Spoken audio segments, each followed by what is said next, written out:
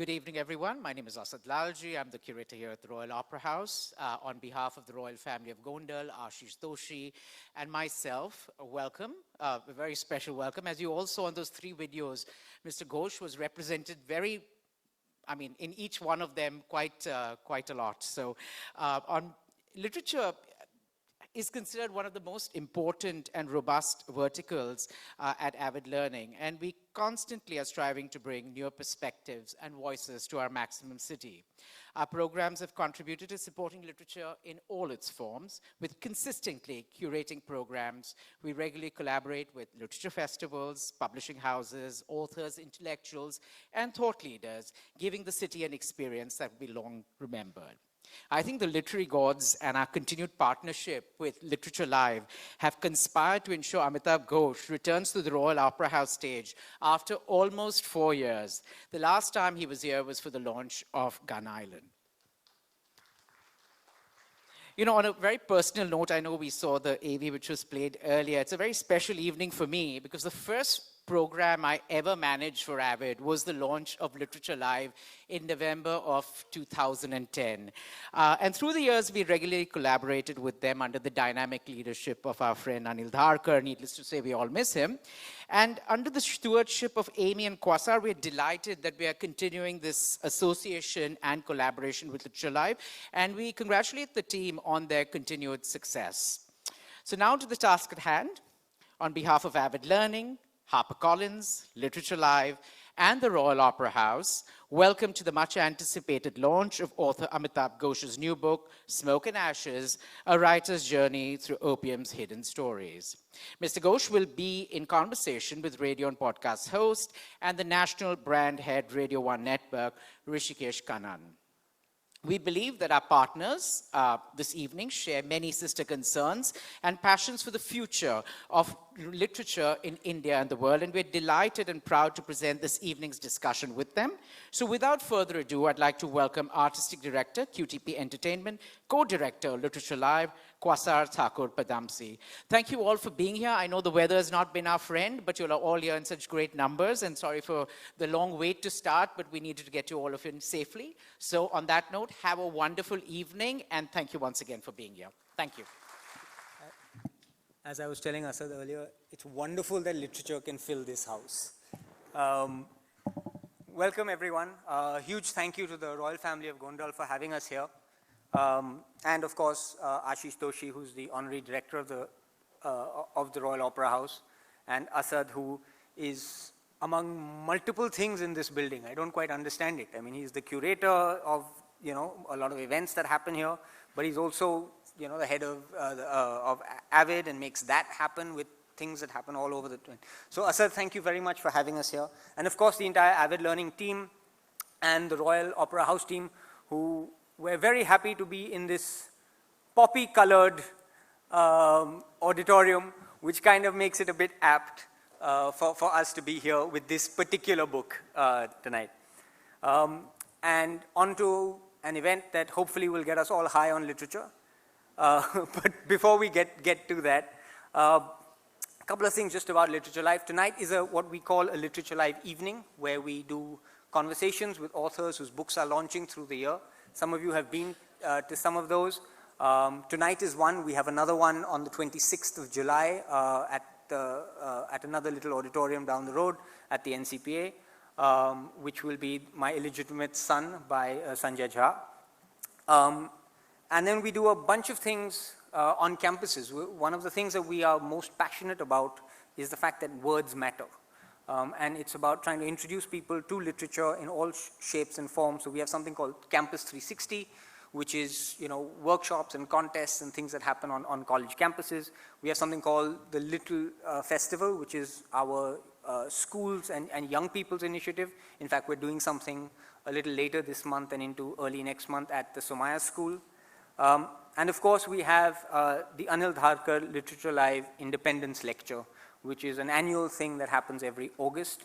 It's named after our founder, Anil Dharkar. And of course, we have Tata Literature Live, which is the festival that happens at the end of the year. Tonight is special on many fronts because Amitav Ghosh happened to be one of Anil Dharkar's favorite writers. And I remember us having a conversation about it, and I think this was 2016, when we were trying to give, when we were presenting Amitav Ghosh with the Tata Literature Live Lifetime Achievement Award. And at that time, or a few years later, Anil turned to me and said, you know, when you give someone a Lifetime Achievement Award, they normally take it as a sign to slow down. Amitav Ghosh has done the opposite. He's been even more prolific since then. I think he's done about 6 books since then. And it is quite fantastic and wonderful that we are here tonight to launch Smoke and Ashes. And he's going to be and as prolific a writer as he is, he's going to be in conversation with someone who's what I could only describe as a prolific reader. I mean, I know he spends his daytime kind of talking into a microphone, Hrishikesh, but I think he spends the rest of his time reading books, because there's not a book that I've quizzed him about or asked him that he hasn't already read. So this is quite a special night for all of us. But on to the book per se and what it's about, and to speak a little bit about that, may I please invite Udayan Maitra, who is the executive publisher of Harper Collins Publishers India, and the guys who have been behind making this incredible book happen. Udayan.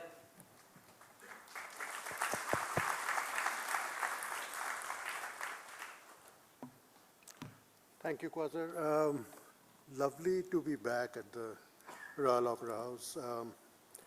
Lovely to see all of you, though I actually can't see any of you. Lights in my eyes. Good evening. My name is Udayan Mitra. I'm executive publisher at Harper Collins, the publishers of this very fine book. And on the publisher's behalf, a very warm welcome to this evening, which is going to be special. We're going to have a lecture, more of a presentation by Amitav Ghosh. And following Amitav's talk, he'll be in conversation with Hrishikesh, who you all know. And we'll take audience questions. Amitav will be available afterwards to sign copies of the book. It's my pleasure to be able to very quickly introduce Amitav, who of course needs no introduction, but still, and to say a few words about Smoke and Ashes. Amitav is the author, as you know, of several acclaimed works of fiction and non-fiction, including the Shadowlines, The Glass Palace, Hungry Tide, the Ibis trilogy comprising Sea of Poppies, River of Smoke, Flood of Fire, Gun Island, The Great Derangement, Jungle Nama, The Living Mountain. These last few are some of the books that Quasar was talking about that he has written over the last few years. Several of his books have been published by HarperCollins India.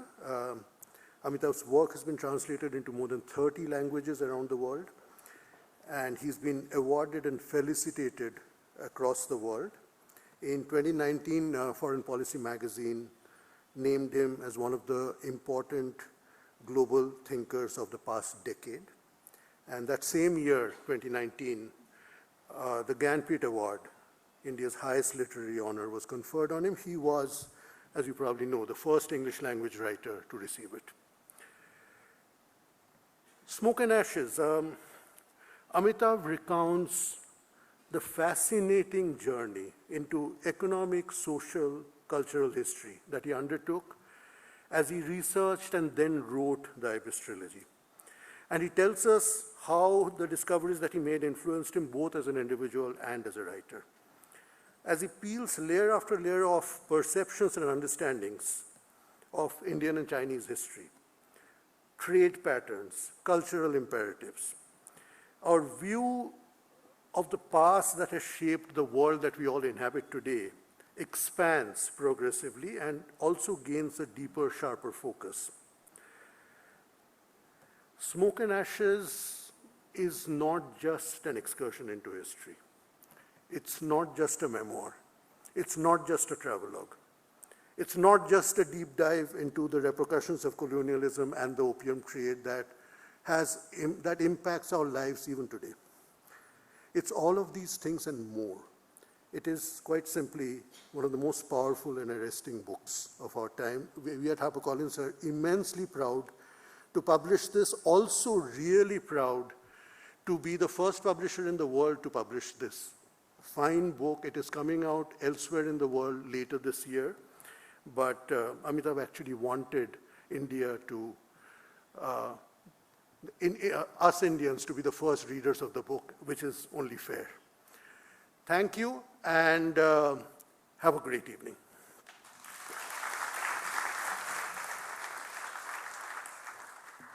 Udayan, can I ask you to remain on stage? And can I also invite my co-director at Literature Live, Amy Fernandez, and Asad Lalji, and Hrishikesh, and of course the man of the moment, Amitav Ghosh, on stage to please launch the book.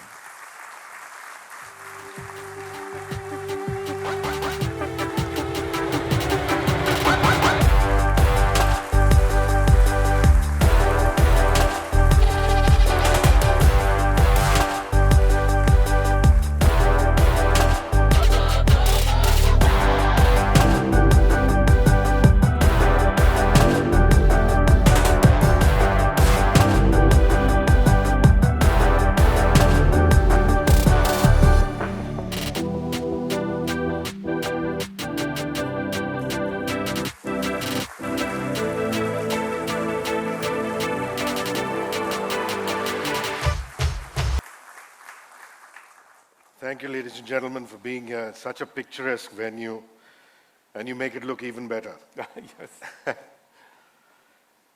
Amitav spoke of a lot of humans that were affected by opium factories. But what he also mentions in his book is the state of monkeys and fish. That often, the fish, of course, swimming in the Ganges, and the monkeys that were partaking of bits of the river water.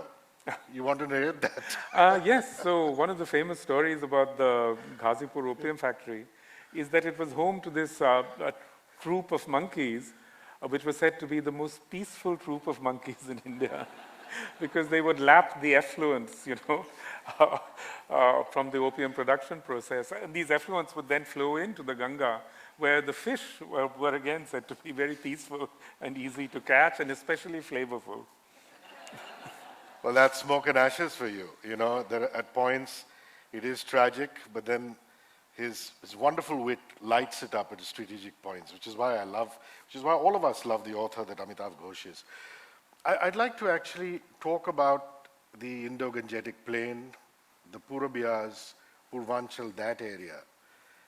And if I'm not mistaken, that's where the colonials employed sepoys from.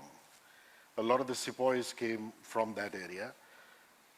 And the opium factory, which was most guarded, very strict, also operated in that area. That's right. And they were working in really subhuman conditions, not even allowed to grow, let's say, rice or sugarcane or other kind of crops, because the colonials said that if you had this much land, you must only cultivate opium in it. I'd like you to talk about those conditions, which have a far-reaching effect of what we see in modern-day Bihar. Oh, absolutely. Yes, so Purvanchal was where the opium department set up its operations. And the opium department kept expanding, and it became really a sort of kingdom within an empire, because the opium department had this huge bureaucracy which administered this entire region. So opium was grown only in the winter season, but during the winter season, it was very strictly enforced. And, opium farmers were very strictly surveilled. They were kept constantly under watch. They weren't allowed to keep or even retain a tiny bit of the opium for themselves. They had to surrender it all. And the strangest part of it is that they were producing this incredibly valuable commodity below cost. This commodity was earning the British Empire fantastic amounts of money. But for these poor farmers, it was a curse. It was a resource curse. It's a strange thing to think that Purvanchal provided the British with the two crucial things that they needed to expand. One was soldiers and the sepoys, and the other was a source of revenue, which is what opium became. It became this incredibly lucrative source of revenue. But because they were producing opium under these incredibly onerous conditions, In fact, many of the sepoys came from opium-producing families. Those of you who've read Sea of Poppies will know that the protagonist is actually from, the protagonists are actually from a family that's both doing soldiering and producing opium. So at a certain point, they turned against the British because of this, because the conditions were so oppressive that they rose up, in the Great War of 1857. But by then it was too late, because the British had used these sepoys to defeat the Gurkhas and also to defeat the Sikh kingdom. And when, at this point, the Purvanchalis, the Purbiyas tried to reach out to the Gurkhas and the Sikhs and say, why don't you join us? They said, no way, we are coming after you now. And that's really what happened. They were able to exploit these divisions so as to put down the War of 1857. But, the long-term effects of this enforced opium production in eastern India have been really disastrous. There have been studies which have shown that particular districts where opium production was fostered by the colonial regime, to this day have worse outcomes in terms of many different indicators, including education, social trust, etc. Because in these regions, there was such strict surveillance, there was so much policing, that really they didn't invest at all. I mean, not that they invested very, very much in education elsewhere, but even neighboring districts have had better long-term outcomes. So, as opposed to that, in Western India, where opium was grown fairly freely, and where the money from opium trickled down, not only to the mercantile syndicates, but even to the individual producer, it created conditions of, relative prosperity. And that's what made Bombay such a major city in globalization. And Bombay has always, therefore, had, a culture of mercantile competition, whereas in Calcutta, that has never existed, simply because the commerce of Calcutta was completely dominated by a small group of Scottish traders who were basically trading in opium. And it also came to be dominated by a small group of Marwari traders who actually had access to the opium networks of Western India as well. Yeah, and thereby Amitav in his book draws comparisons between Calcutta and Bombay, or Kolkata and Mumbai to the day. What do you say about the economist and the economy? I'd like you to talk about that. So what I say in my book is that Bombay got the economy and Calcutta got the economists. Not a very good trade-off. And it's so true. And he goes on to say in the book that, a night out in Calcutta or Kolkata still involves going to a fuddy-duddy club, which the colonials left. Right. Whereas in Mumbai or Bombay, it's, far more open. I mean, I'm sure a lot of you like going to those clubs off and on, but otherwise, you'd go to private restaurants and have a great time. I'd like to also ask you if, round about this time, and I'm so happy that he calls it the War of 1857, because history repeatedly says the mutiny of 1857. And ladies and gentlemen, it wasn't just a mutiny, it was a war, it was a full-blown out war. Absolutely. And he makes no bones of calling a spade a spade. And post that, when the Purvanchalis didn't curry favor, I think what the colonials did was started recruiting Punjabis. That's right. And Punjab fundamentally got a lot of irrigation, they were rich with natural resources as is. Would you say that's because an increasing number of Punjabis started joining the colonials, fighting on their behalf, which is what some kind of investment went into the state? Yeah, absolutely. It's basically from 1857 onwards. See, before 1857, Purabiyas make up something like 80% of the British armies, not just in Bengal, but also in Madras, and Purabiyas were also employed by the Bombay presidency and so on. But after 1857, the British decided that these guys are not trustworthy, so we're going to stop recruiting them. And this was a complete disaster for Purvanchal, because, even before colonization, Bihar was a labor surplus region. So Bihar provided the bulk of the soldiery for a large part of India. There's been several very interesting studies of the military labor market in the Middle Ages in India. And basically anyone who controlled the labor market really controlled the Indo-Gangetic plain, because they could build their army. So this is how Sher Shah Suri, for example, was able to defeat the Mughals briefly. He was, of course, from the same from the heart of Bihar, really. So this was a complete catastrophe for the Puraviyas, and that's one of the reasons why you see this enormous out-migration from Bihar, through the 19th century.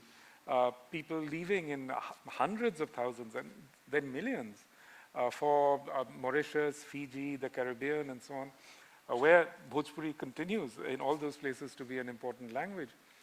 So Bihar came to be doubly cursed, through the end of military recruitment and through the resource curse of opium.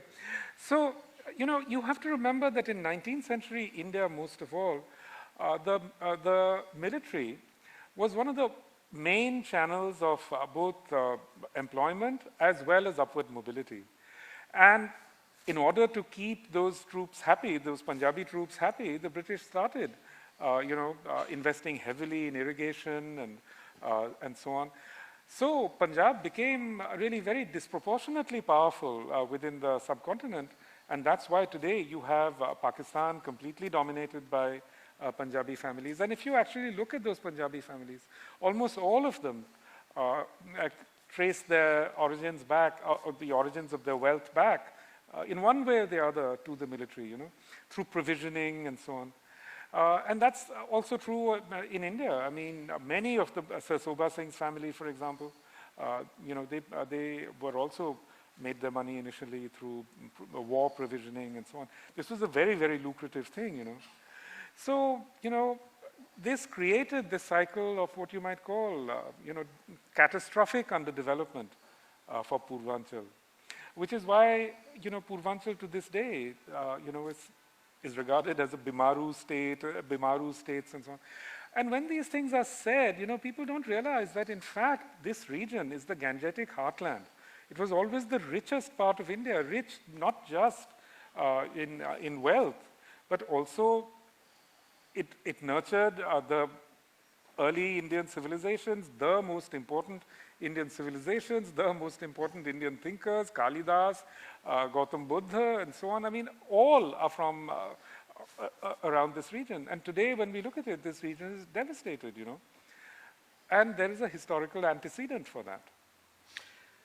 I wonder if you're like me, if you have your favorite author and you're reading your favorite author, and sometimes through his or her work, you come across facets of his or her personal life.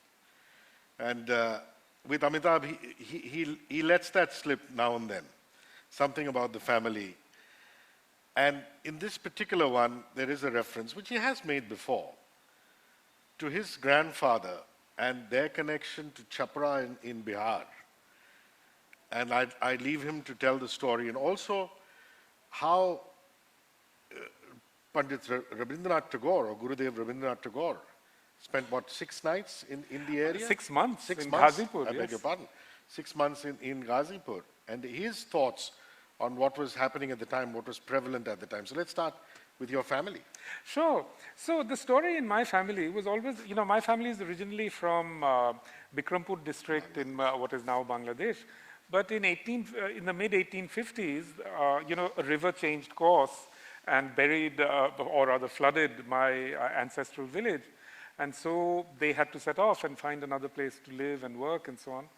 So what my father always told me is that they started moving. They moved, eastwards towards Bihar, and they settled in Chapra, where, in fact, my father grew up. And I remember thinking, when I was in my teens and 20s, why, of all places, did they choose Chapra? Why did they choose Bihar? I mean, why didn't they move on, to, let's say, Delhi or Lucknow or somewhere? Because in the 70s and 80s, certainly Bihar's image was very negative. It was associated with poverty, underdevelopment, etc. So it was when I started doing the research for this book and for the Ibis trilogy that suddenly it dawned on me why they had settled in Chhapra. Because it turns out that Chhapra is the district headquarters of Saran district, and Saran district was the single most important opium producing district. It was one of the centers of the British Opium Department. And the Opium Department, as I said, was a huge, sprawling bureaucracy. And Bengalis had a very special part of this bureaucracy because, they were used to doing, working as clerks and so on. So I imagine that's what happened, that some of my forefathers, one way or the other, ended up working in, the Opium Department. And, my grandfather was a lawyer, but, he was like a district lawyer. But even as a lawyer, most of his cases would have been one way or the other related to, land disputes, etc. All of which would have centered around opium poppies and opium.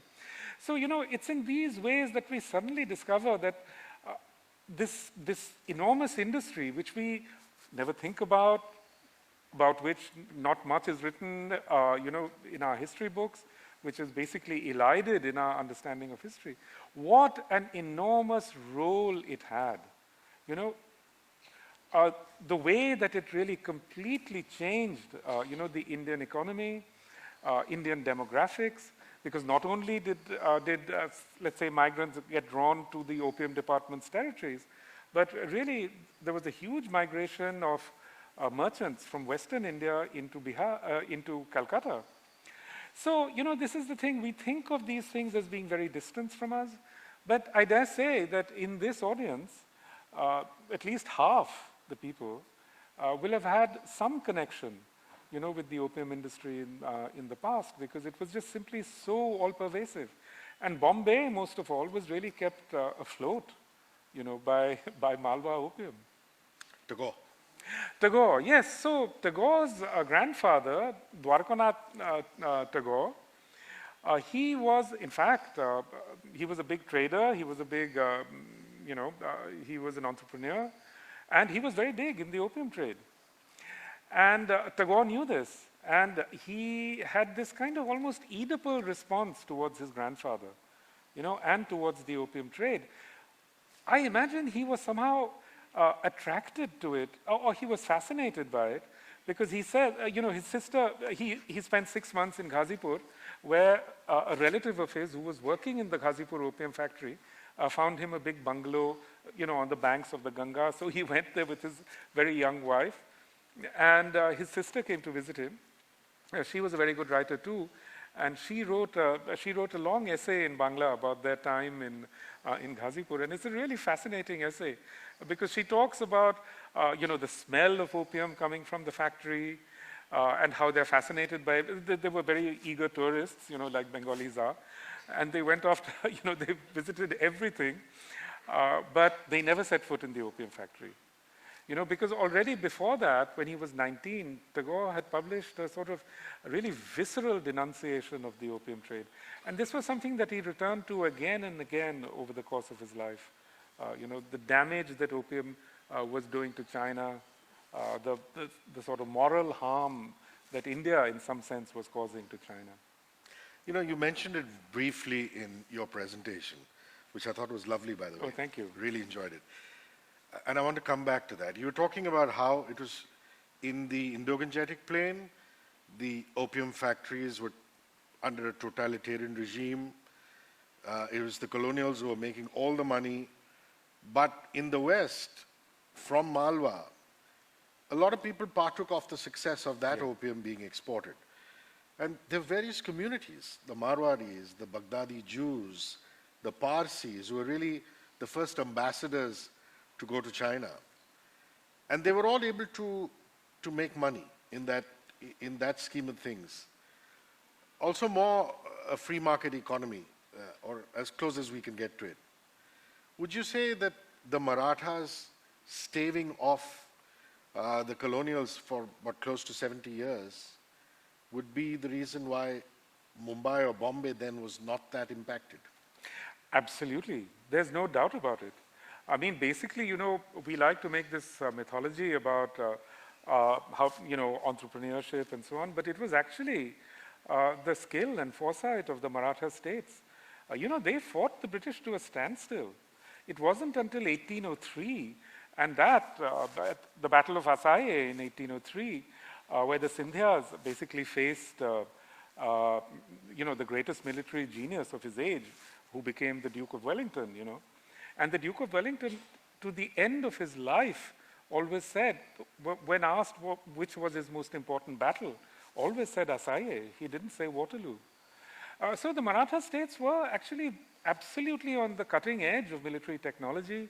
They were buying the best technology. They were training their soldiers according to Western methods. And one of the reasons why they ultimately lost was basically because a lot of the Europeans betrayed them, and went over to help the British.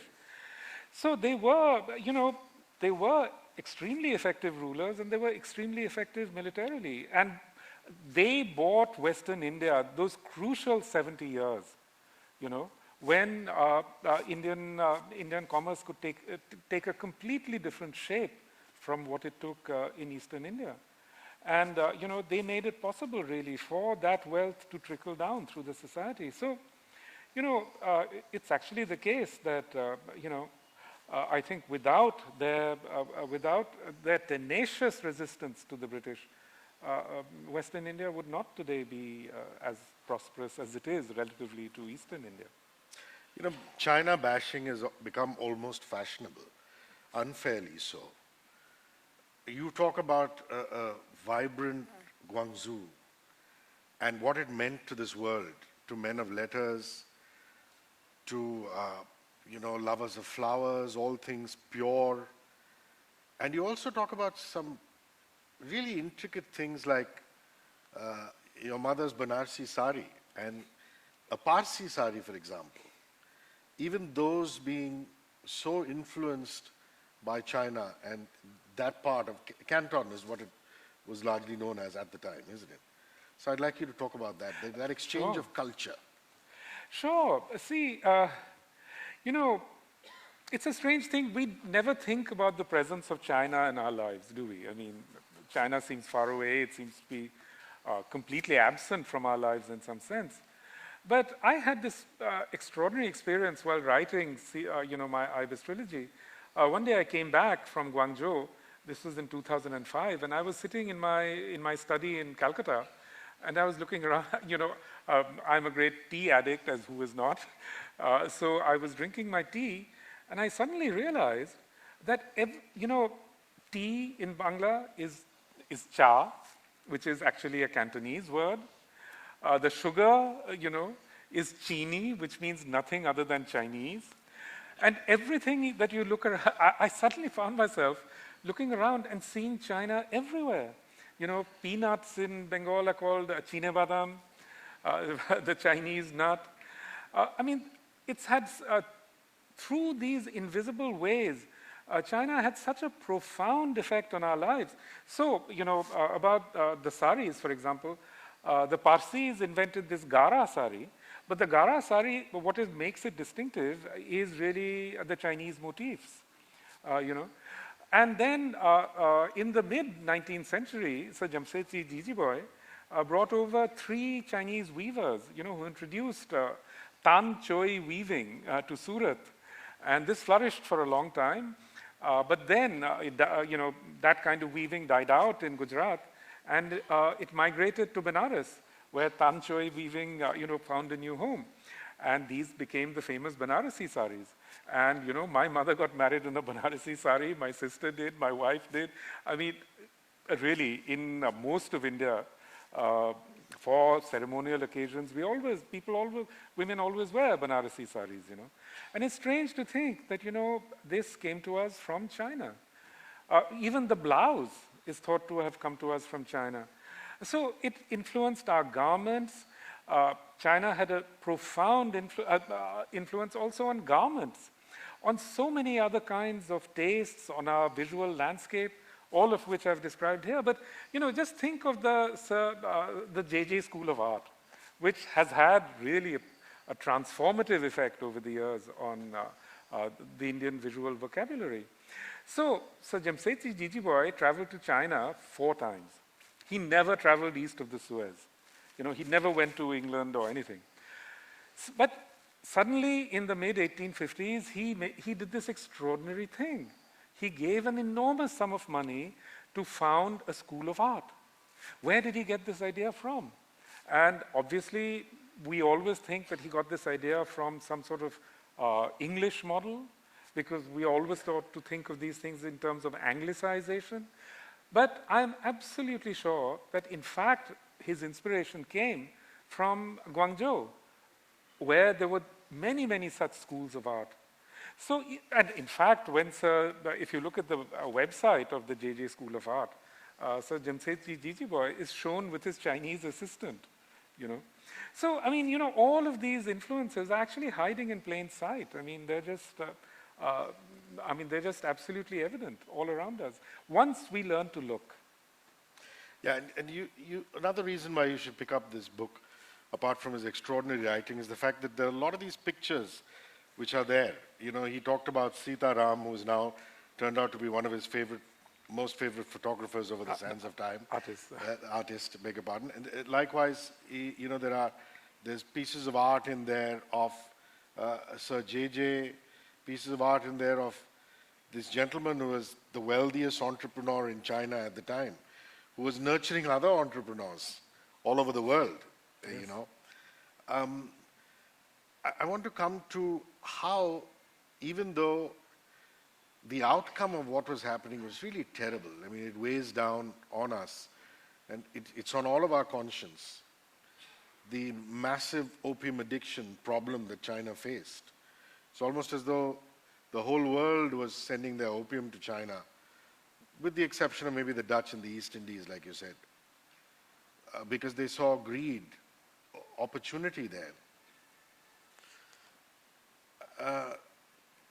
You look at that aspect, which is the pain of it, and then you also try and visualize how all these businessmen showed up, and almost like the diplomatic enclave in Delhi, where the heart of Delhi has all these consulates. Yes. The outskirts of Guangzhou have, tenements where representatives from nations from all over the world are getting together. And if I'm not mistaken, you describe it in the book, that eventually that became an island of its own, where people would come, live there, and even local Chinese were not permitted in that area. So talk to me about this whole business ecosystem at the time. Yes, it's a very interesting story, because, the Chinese, they, through their diaspora, they had kept a close watch on Java and the Dutch East Indies. And they realized very early on that the European modus operandi was to create, very innocuous-looking little trade settlements at first, like, Batavia or modern-day Jakarta or Calcutta or anything, and then fortify these settlements, then move in with wives and children, and then, create a colony. So they wanted at all costs to prevent this. So they created this system called the Canton system. They designated a little area at the southwestern edge of the city, where they set this apart as a foreign enclave. So it was also known as the 13 factories. So various European states, the British, the French, the Danes, the Swedes, they all had their little, well, they were not really tenements, they had very grand buildings, which they set up in this tiny stretch of land. And, it's a very interesting sort of socially very interesting story. Because, the foreigners were only allowed to be there for 6 months of the year. They were not allowed to bring women there. So it was a completely exclusively a bachelor enclave. So in these ways, the Chinese were trying to reduce their inducements to create a colony, as it were. But one interesting aspect of that story is that the Parsis gained their toehold in the foreign enclave because of their prior connections with the Dutch through Surat. So the Dutch allowed them to set up their quarters in the Dutch factory. But otherwise there was no Indian factory, obviously. even though Indians were probably the single largest group, not just as traders, but also as, guards and workmen and so on. So it's one of the largest groups over there were the Americans. And as I've also described in this book, in the early 19th century, virtually every important family from northeastern America, made its money in opium. The Forbes family. You talking The about Forbes here? family. There was a different Forbes family in here in Bombay. This was the Forbes of Boston. Yeah. Have you ever asked yourself what is the middle name of the one-time presidential candidate who is now the US's special representative on climate? John Forbes Kerry. So, I mean, the number of US presidential families and political families that made their money in opium is just literally uncountable. Franklin Delano Roosevelt, everyone thinks that his money came from the Roosevelt side. But no, it didn't. It came from Andrew Delano, his grandfather on his mother's side, who was one of the biggest opium traders in Canton. The Coolidges, they were going back and forth between Bombay and Guangzhou. And, these guys were trading opium. They started their careers very young, when they were 19, 20, or whatever. And as you say, many of them were really mentored by this amazing Chinese trader called Hao Kwa, Wu Bingjian. He was then the richest man in the world, but he nurtured these guys, and they developed very close relationships of trust, even with Sir Jamsetji Jijiboy. And that's a very interesting chapter of the story, because actually Hao Kwa entrusted some of these American traders with his own money. And when they went back to Boston, these guys were really young. I mean, they were 26, 27. They'd made this enormous fortune, trading in opium in Guangzhou. So once they got back to America, they basically became very entrepreneurial. They invested in banks, in the banking sector, in insurance, but most of all, they invested in railroads. So these China traders became essentially the great railroad tycoons of America. And which is why it's interesting to see that, in America, there are 30 towns called Canton. That's twice as many as are called London. It's interesting.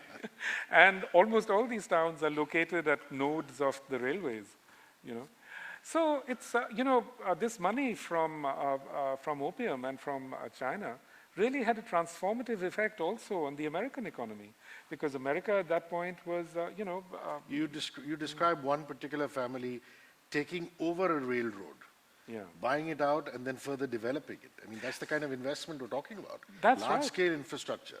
Yeah, everyone knows that, Chinese workmen built the railroads in the American West.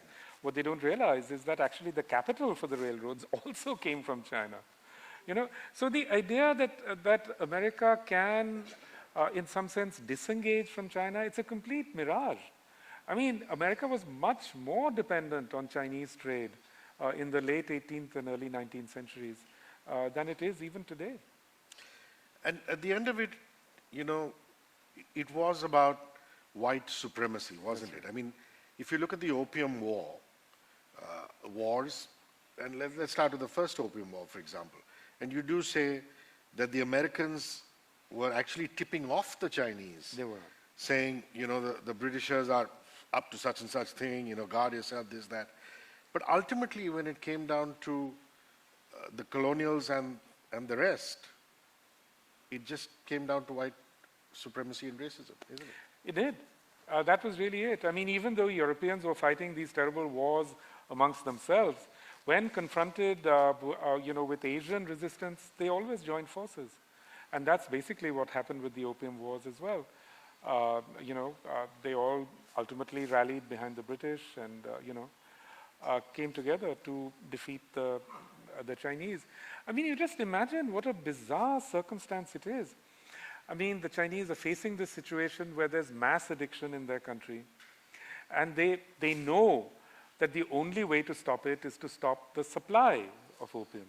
And then the British say to them, no, you can't stop it because there's a higher law than an ethical law, which is the law of free trade, the law of supply and demand. So to, as it were, in service of this law, you have to keep your markets open, and if you don't, we will, we'll defeat you and shoot you and kill you. And that's what they did, and it launched this, it set off a series of events which today in China is remembered as the century of humiliation. But in a profound sense, these scars are still visible, I think, in the Chinese, in the broader Chinese political economy. For example, if you think of their response to COVID, I think it has a lot to do with the terrible struggle that they had against opium, which was an incredible public health struggle. And we have to remember that the Chinese are the only society in the world that have actually beaten back mass addiction. Today, in a strange and terrible irony, America is facing its own opioid crisis, which in many ways uncannily resembles the 19th century opioid crisis that China faced. And again, it's such a strange mirroring that we see, And you're right, these scars run deep. There is a point, again, a very touching point in this book where you talk about how even in modern day Bihar, in that particular belt, there is a lack of trust. Yes. An intrinsic lack of trust because of what the colonials put them through. That's right. Which is so unfortunate. I'm going to read these couple of lines, which is actually at the back of the book. In thinking about the opium poppy's role in history, it's hard to ignore the feeling of an intelligence at work. The single most important indication of this is the poppy's ability to create cycles of repetition, which manifest themselves in similar phenomena over time. What the opium poppy does is clearly not random. It builds symmetries that rhyme with each other. You do know that every moderator or every person who interviews you for this book is going to ask you about the talking plant theory. Well, it's not a theory now. I mean, we know that, various kinds of botanical entities do communicate. Yes. That in forests, trees do communicate. They communicate, underground through various kinds of fungi and so on.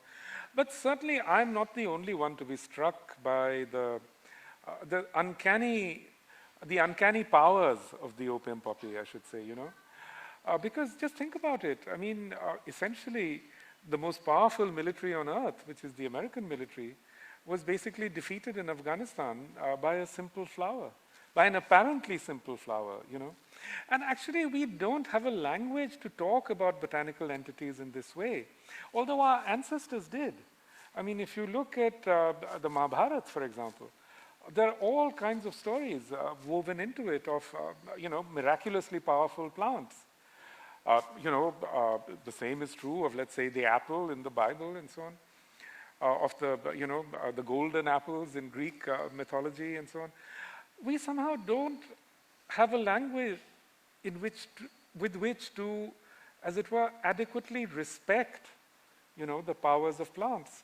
And that's why these plants are now proving to be really so destructive.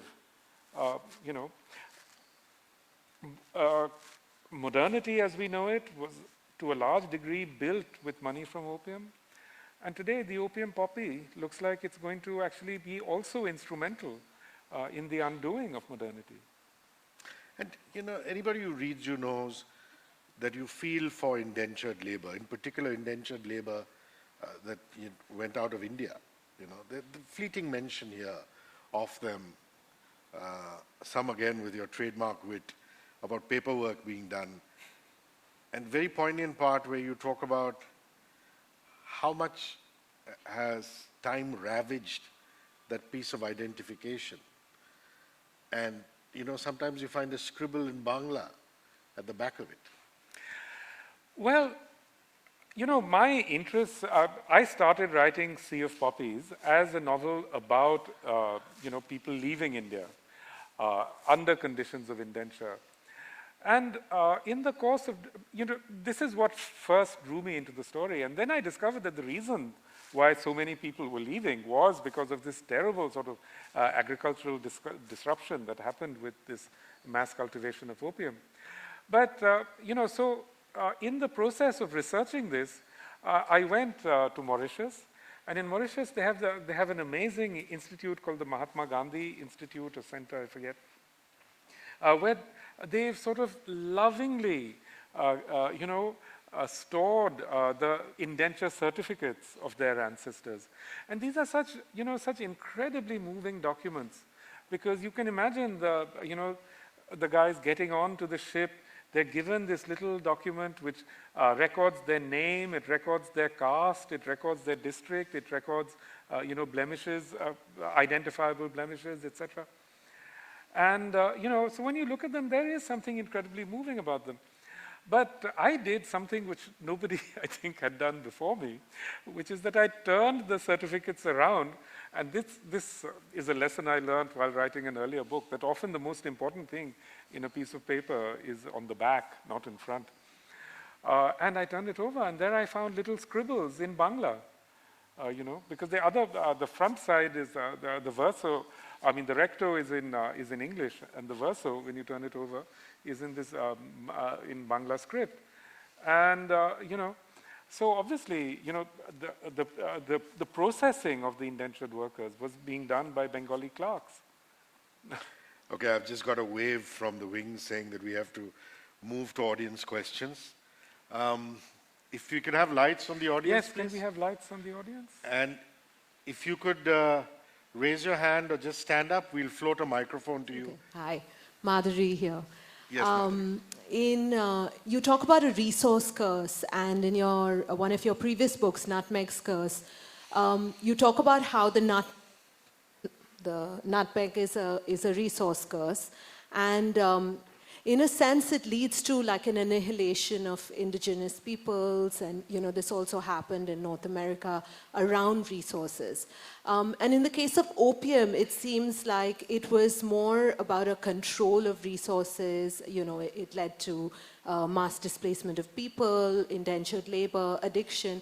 So how does it sort of differ? How did sort of colonialism evolve or move, not evolve, but change in a way where it became about controlling a people to do an industry rather than just mass annihilation as it happened in other cultures? Thank you. That's a very good question. See, what happened with the nutmeg was that the nutmeg tree was endemic to the Banda Islands, this tiny archipelago. And in 1621, in order to gain control of the trade, the Dutch essentially killed or eliminated all the Bandanese. And then they resettled that land with planters and so on, who started cultivating nutmeg under the colonial regime. The way that the opium production differed is because, they couldn't think actually of, as it were, eliminating the farmers of Eastern India, because actually cultivating opium is cultivating opium poppies is actually a very skilled job. You need very skilled agriculturists to do it, and it's also extremely labor intensive. So they would never have been able to actually provide enough workers to do it that way. So that's why they set up this incredibly complex agricultural system under the Opium Department, where these farmers are producing opium essentially under very coercive circumstances. But opium is not the only. In other times of the year, they continue to produce subsistence crops and so on. Though one of the really remarkable things is that the opium, the disruption that comes with opium cultivation, led to many famines. And even during famines, the British insisted that these farmers continue to produce opium, which was, of course, of no use to them whatsoever. Yes, there's a hand up here, but it depends on who has the... So, hi, I'm Sonia. Hi. And you write that during the writing of the book, there were some elements that were so upsetting to you that you decided not to write it, and you even returned the advance to the publishers.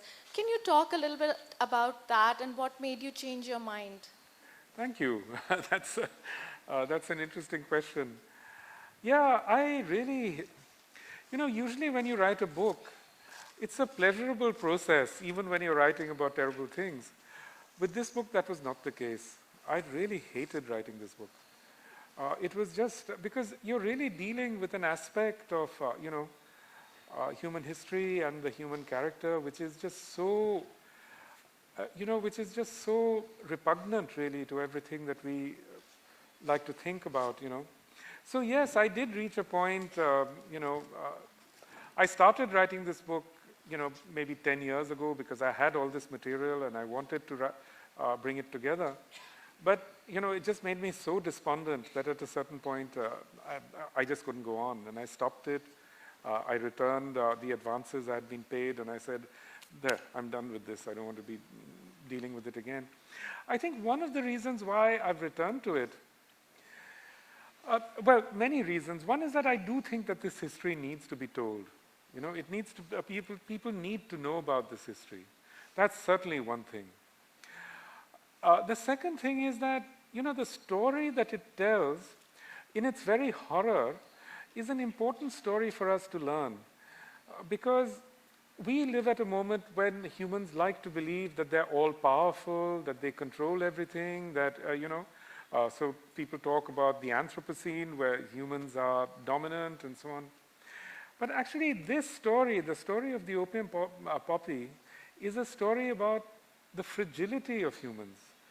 The weakness and the frailty of humans, because that's what the opium poppy does. It targets human frailty, and I mean that literally, because the way that it enters our lives and the way that it enters society is because opium uniquely has a power to assuage pain, Opium can assuage pain in a way that nothing else can, and that's how it enters into social life. And that's why this is a very important story, I think, that exactly at this moment when we are beginning to see that everything that we had been taught about, human omnipotence is actually being revealed to be completely untrue by climate change, by the earth striking back at us with this incredible fury. We see that this story actually prefigures that other story. Yeah, I am Muhammad Wajiuddin from Times of India, and I am fortunate and privileged to have asked you a question long back, many years when late Anil Dharkar was here many years ago. Again, I am very happy to be here and fascinating always to read you and to listen to you. Now, you talk about the Purvayas. Since I am from Darbhanga in Bihar, I was born and brought up that area, so I can understand. And the Purvayas, you have rightly mentioned that, they were, a lot of them were in the Sipahis, they were the Sipahis. And Sir Syed Ahmad Khan, that Sir Syed Ahmad Khan, who founded MAO College, which became Aligarh Muslim University. So he wrote a book, Asbab-e-Baghawat Hind, the causes of the 1857. And in that he has mentioned, since he had to take the blame of the Muslims, especially the clerics and the ulama, and to show the British that, they were not just the Muslims, but they were the Sipahis and obviously Purvayas, he named them. So that's one part, that's quite interesting. And you talk about Ghazipur, he started his scientific society, even before having established MAO College, he has started scientific society at Ghazipur. So Ghazipur was such a great prominence at that time. Now my question is, in Bihar and that area, you talk about opium and then indigo also. We should not forget the indigo and how British were oppressors and how looted them. And the Gandhi became Gandhi because of indigo and all those things that we know. But how much the British planners and the bureaucracy, and after the 1947, the Indian, those who have been making the plans and the politicians are responsible for the backwardness of Bihar. You said that in 1970s, there were a lot of things, negative things about Bihar, but even today, the situation has not improved. Had there been a lot of opportunities, perhaps Muhammad Wajiuddin would not have come to Bombay. He would have worked in Patna, but it has not happened, and I am just one example. So, can you tell us that is it the policy makers, is there some sort of stepmotherly treatment since the time of the Britishers that Bihar and UP has lagged behind? Thank you very much. Thank you. So that, obviously you can't, I'm not trying to put forward some sort of monocausal theory, But obviously there are these very intricate relationships between these massive agricultural interventions and what happens later. We can see this not just in India, but you see it also, let's say, in parts of America where plantation systems were set up. To this day, you see the lingering effects in terms of poverty, in terms of, various kinds of social breakdowns and antagonisms and so on. So it's not just a question of India. We like to think that you can just erase history by writing a law or by writing a Charter of Independence or something, but that's not the case. History is just not erased that easily. History leaves these long, lingering after effects. And, obviously one can't put forward some sort of hypothetical circumstance where this had not happened in Bihar. Where would Bihar be today? We don't know. But this did happen. And we do see these long-term effects. So that's all that I'm pointing to. I think that there is a prehistory to the sorts of underdevelopment we see in Bihar. But it's not just me. Abhijit Banerjee, for example, who won the Swedish Bank Prize, also known as the Nobel for economics. Some of his early work is actually on the contrasts between the areas that were directly ruled by the British and the areas that were not. Yes. Okay, I've just been told Just we a can last take question. one last question, please. Yeah, I'm Minnie here. This is a question leading from what the gentleman just now asked. In the history books, we have been studying about the Indigo Revolution all the time, like Indian history books. But you mentioned opium. Opium is nowhere to be mentioned. So what was the extent, as you say, and I've read your earlier books, the trilogy also, I guess the extent of damage done by the opium was to a much larger extent than the Indigo Revolution. But I'm just curious that what do you think about the indigo part of the cultivation compared to opium? Sure. Could you shed some light on that? Absolutely. Yeah, thank you. See, indigo was cultivated as a plantation crop. And it was cultivated by individual planters, individual British planters. So they set up these plantations, which were privately owned and privately administered, indigo was produced there. And that's one of the reasons why it was possible to build up public sentiment against indigo. Now, the thing with opium was that opium, you can think of it at one level as a giant plantation that is run by the state. This is in effect what was happening. In fact, the laws relating to opium were even more draconian than the laws relating to indigo. There are instances where the indigo planters actually appeal to the British state and say, please let us use laws like you use for opium. And they are denied this because the British, the colonial authorities answer by saying, indigo and opium are not the same because opium is a strategic crop. It creates a strategic good. So there's that difference, so that the colonial state could tolerate a certain amount of agitation against indigo. But when you actually have this uprising, which is, in a sense, the War of 1857, you might say, is a generalized uprising against opium. It's a generalized uprising against this kind of agricultural system that the colonial authorities have put up. Then that becomes absolutely crushed, and after that, no public discussion is allowed of opium. This is another curious thing that, in fact, in eastern India, apart from within Bihar, obviously, but say, for example, in Calcutta, people were just unaware of the opium trade. The opium would arrive from Ghazipur and Patna, And it would go straight into these godowns. No one would ever see it. Only a small group of merchants would go to the auctions. The ordinary Bengali had no idea that this huge trade was going on. Smoke and Ashes, ladies and gentlemen, is on all on-ground as well as online stores. Please go get it. Amitav Ghosh. Thank you. Thank you. Thank you, Rishi. That was great. Thank you. Thank you, Mr. Ghosh, for an enlightening conversation and presentation. You know, a couple of us in the audience are going to be at the Bihar Museum next month. So probably I can't wait to finish reading my book and experience Patna through a different lens. Thank you, Hrishikesh, for being such an excellent moderator as always, and welcome back. Thank you to our audiences for being here in such great numbers. The author, Mr. Ghosh, will be signing copies of his books. The books are available for purchase outside, so please do queue up and he will be signing them. Thank you to our partners for this evening, the Literature Live team, the Harper Collins team, Avid Learning team, and the Royal Opera House team for making this event possible, and hopefully we can't wait to have Mr. Ghosh back here for the third time in a few years. Thank you very much. Have a good evening.